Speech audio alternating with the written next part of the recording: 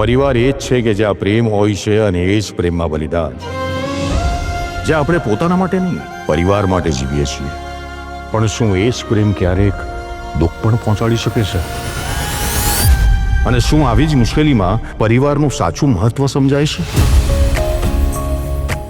અસ્મિત, મારી તો દુનિયા તું જ. શું ધરતી કે શું સ્વર્ગ, શું આ જન્મ કે શું 7 જન્મ. આ જન્મ નહીં, દરેક જન્મમાં તું જ મારો પ્રેમ રહેશે.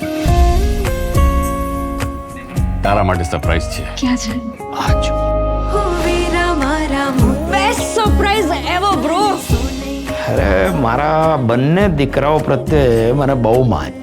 સાંભળો, આદિત્ય વિશે શું વિચાર્યું છે? બસ આ મિલ એક્સપાન્ડ કરી અને ધંધે બેસાડી દેવાનો છે બસ. હું એના લગ્ન વિશે વાત કરી રહી છું.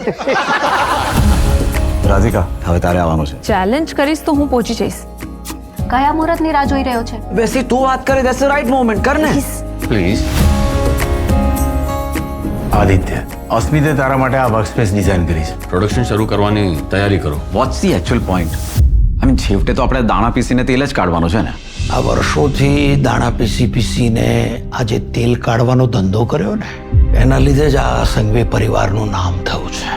તારે અહીંયા બેસી અને આ બિઝનેસ આગળ વધારવાનો છે.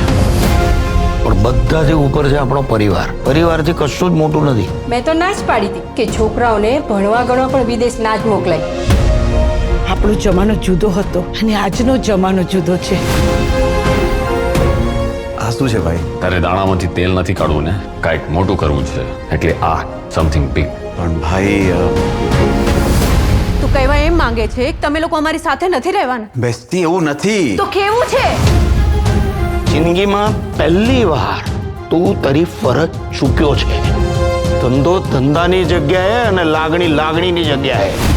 આટલી મોટી વાત બની ગઈ જે હાથની બહાર નીકળી ગઈ અને તે મને જણાવી પણ નહીં.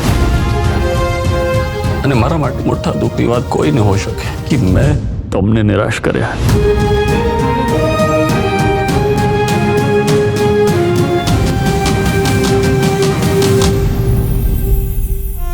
સંબંધો એકલા લાગણીથી નહીં પણ સમજણથી સચવાતા હોય છે.